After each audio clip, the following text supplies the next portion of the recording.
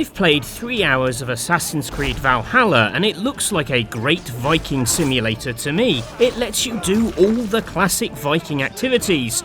Ride a longboat through dramatic weather, knock a man's head off with this spinning thing, quaff enough mead to anaesthetize an elephant, blow a variety of horns from very small to very big, and frighten some ducks. But most importantly, it lets you do lots of murders. And crucially, it does them better than recent Assassin's Creeds. If, like me, you found melee combat in Assassin's Creed Origins and Odyssey like whittling away at a block of granite with a spoon, you're going to enjoy the sledgehammer approach of Eivor's Viking Fury. This is Matthew from Rock Paper Shotgun, and in this video I'm going to celebrate 11 things I killed in my Assassin's Creed Valhalla demo, and break down the game as I break down some bones. So, let's get pillaging!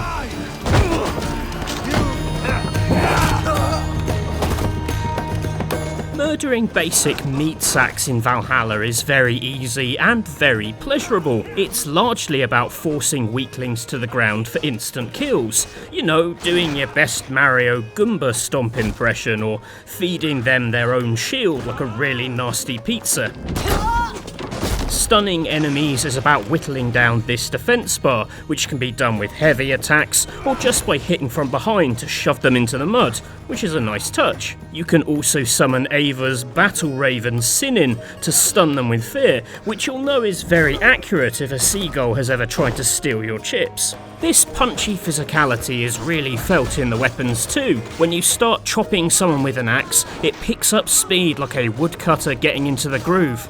I love how you chop through the health bar, catch someone with the first strike of a flail, and you can trap them in the helicopter blades of your swings until more blood is outside their body than in. There's a momentum to this that I never really felt in the flimsy bee stings of Odyssey's fleet-footed combat. That you can mix and match weapons to dual wield is the blood red icing on the cake. Which weapon is in which hand is important.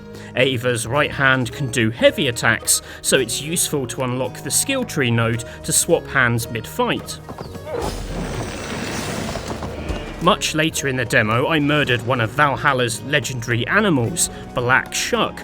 This phantom dog fiend is a genuine legend of East Anglia, which is the English region our demo took place in. This is how Black Shuck was depicted in the 1850s, so the game version looks reasonably legit. Needless to say, he is not a good boy, but he does demonstrate the benefit of carrying a shield, as you need one to parry in Valhalla, as you did in Assassin's Creed Origins, which was handled by the same dev team. Parrying is the best way of eating through the defense bar of these bigger boss-like characters, and emptying the defense bar opens them up for a proper stun attack. While the focus on shield blocking does make this feel more like Origins, there's plenty of stuff you'll recognise from Odyssey too.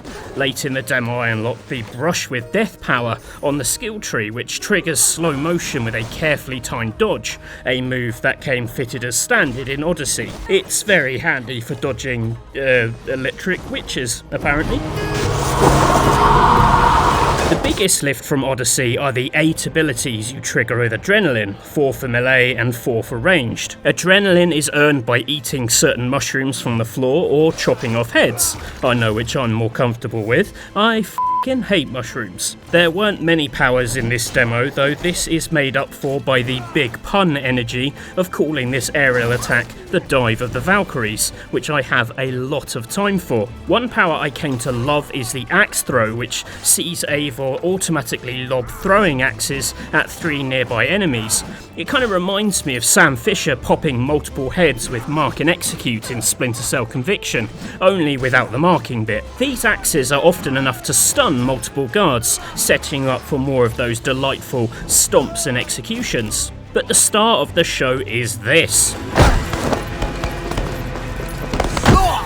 It's called Rush and Bash, which feels like the Viking answer to the Spartan kick, although that also reappears here. Catch someone with this charging rush and you hold on to them for several seconds as you smash them into their friends, or aim for the nearest building to turn them into human wallpaper. I'll show it in a second how brilliantly overpowered this is, but it feels fantastic. The way the camera pulls in tight as you make them one with the stonework feels like something out of For Honor, which is exactly what I hoped would happen. The only downside is when there's not a nearby wall, Rush and Bash just becomes a very long, aggressive hug and kind of awkward for everyone involved. As a quick side note, I also like that these abilities have to be found in the world, where you learn them from books of knowledge. Finding multiple copies unlocks stronger versions of the move. It's a collectible that actually makes a difference the moment you find it, and is much more fun than just unlocking ability points. You have stocks for 100 moons. You will live a long and hearty life. But as mentioned, this violent hug is quite overpowered, as I discovered fighting Thor the Fishmonger. He's a Fallen Drengr, the most respected of Viking warriors, now left to scoop up clams in East Anglia. No wonder he's looking for a noble death at the hand of a fellow Drengr. But now I must show my son the way of the Drengr. How to die with honor. To begin with, I thought he was hard as nails. In the immortal words of the Wenger boys, the Drengr bus is coming, and Eivor gets a thumping. But as soon as I snagged him with Rush and Bash and ran him up this convenient ramp, he was losing huge chunks of health and was staggered enough to get trapped in spinning death. That isn't me just being descriptive, by the way, that's the flail's actual name. 2 doses of this and I gave him his desired death, much to the amazement of the chap running my demo session. I think I then lost all that goodwill by tossing my noble enemy's corpse into the clam pond. While I love a good virtual cheese, I hope his fellow Fallen Drengr are a bit tougher.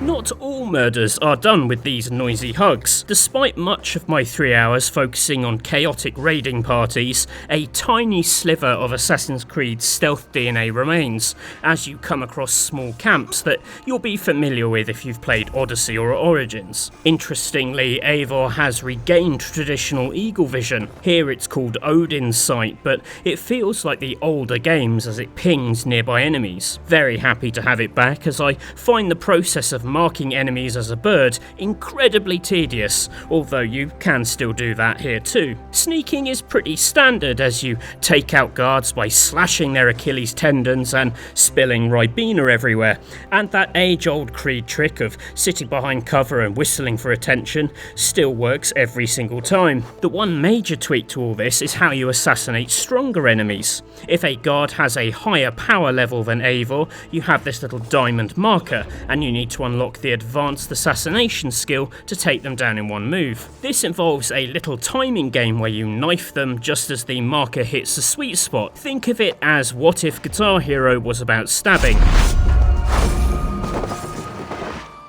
Okay, this next one's a bit cheeky. I killed time in the demo, with some side activities. Don't worry, there'll be more literal murders in a moment. East Anglia is home to many entertainments, but sadly Great Yarmouth, which would normally be here on the map, was yet to be invented at Viking O'Clock, so you don't get to visit the notoriously shit Waxworks Museum, which is home to, Sean Connery, I think? What you can do instead is visit a stone circle, which I'm guessing was created by the ancestors of Batman's Riddler, as it's one of those perspective puzzles. You can also build a cairn, if you can, that is. This is like Jenga with rocks, and will soon educate you why Jenga doesn't normally use rocks. It's a huge pain in the arse, basically. The one everyone's excited about is flighting, which is likened to Viking rap battles and play out like Monkey Island's insult sword fighting. You have to find an answer that rhymes and makes sense. They say you're a coward who runs from a fight.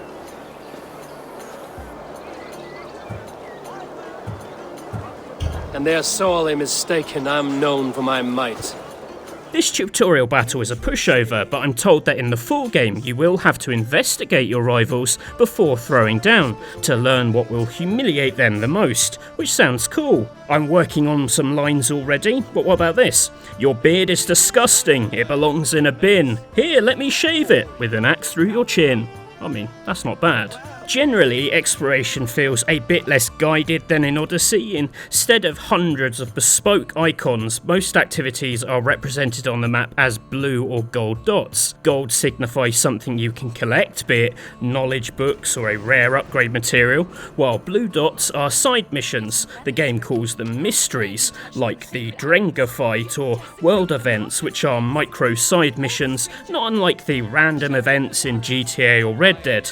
In one, an angry lady told me off for looting an artifact and then asked to buy it off me, and in another I had to use Witcher vision, Odin's sight, to track some thieves. Nothing radical, but it feels a bit less like a tick list. Okay, this next point also isn't a traditional murder, but I definitely killed some brain cells at my mate's wedding. Not only did I get to show off some drunk archery, and please don't do this at your own wedding, but I got to enjoy a mead quaffing contest. This is a pretty daft minigame where you gulp in time to the crowd shouts, and try to balance as the alcohol kicks in halfway through the second drinking horn. I mainly included this clip because of the terrifying dead-eyed stare on Eivor's face. Mate, if you're not enjoying it, don't do it. And as always, please quaff responsibly.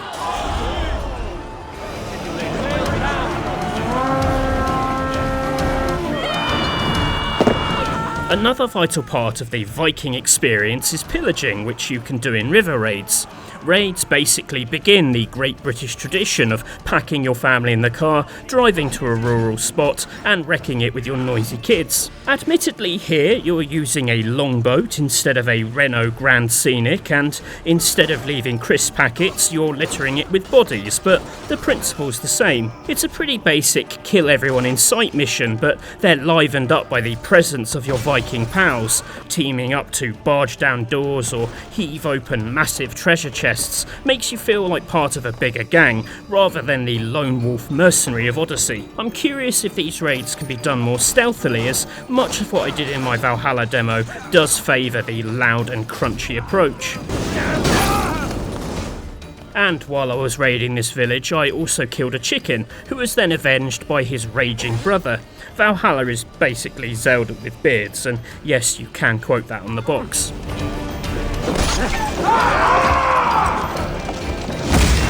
The next natural step after killing a chicken is to kill an entire English castle. Now, as an English castle myself, I found this quite disturbing, so please make me feel better by liking this video. This is the big story mission in my demo, an attack on Burgh Castle, which was slightly more impressive then than it is now. It's very much of a case of you versus the castle she told you not to worry about. Also, Burgh Castle is located just outside of Great Yarmouth, which, as we all now know, is home to the terrible waxwork Elvis Presley?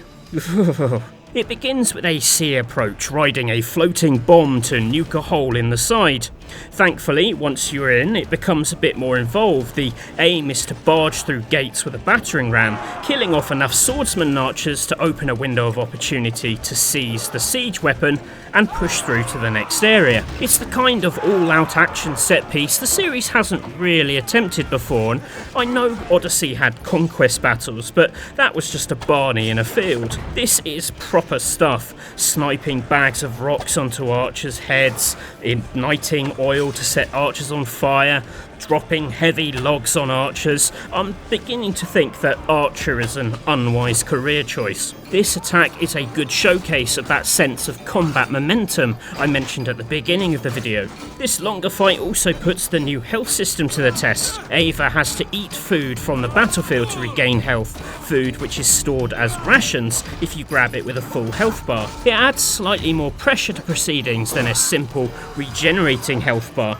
and it also means the level designers have to fill this big scary castle with raspberry bushes, which feels more Animal Crossing than burly Viking sim. It all ends with a boss fight against the villainous Rude, though again the old Russian bash proved too powerful, turning what should have been a big dramatic clash into a rather silly fight against Rude's wolf sidekick. Still, it's always fun to wrestle with a big dog. Breathe deeply. Watch as I become smoke, and listen as I break your bones. Performing power slams on a wolf wasn't the oddest part of Valhalla, however. No, that would be the two witches I fought. Going into the demo, I was curious to see how the game would or wouldn't embrace the mythological aspect of Norse culture, given that Odyssey went pretty big on its Medusas and the like. These two optional side bosses appear almost as hallucinations after Eivor huffs in some corpse gas. Are you here for blood?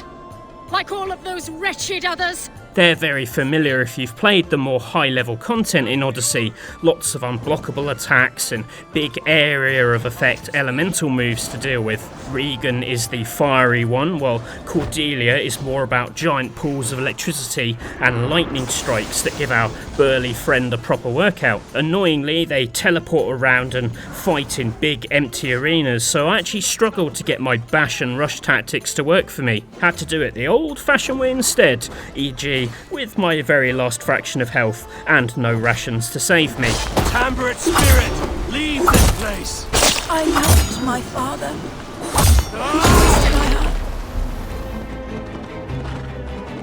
And there ends my tour of murders of Assassin's Creed Valhalla. I hope you enjoyed watching people get axed in the face as much as I enjoyed axing them in the face. As you can probably tell, I had a really good time with this demo and I went in with quite low expectations. I found Odyssey quite bloated and never clicked with the combat, but I'm already digging this a lot more. It stripped out a lot of the RPG busy work too. You're not constantly collecting loot, adjusting loadouts and engraving knee pads to get a 1% poison damage boost. There's a huge skill tree with lots of incremental stat increases, sure, but they feel hidden and simplified in the same way that the map boils your progress down to wealth and mysteries, which are really the only two things that truly matter in life, right? I'll likely be back with more Valhalla later in the week, so please do subscribe if you enjoyed this video, and why not watch Cullum's brand new Watch Dogs Legion breakdown. I hope you enjoyed this video, and I hope we'll see you around here soon. Bye for now.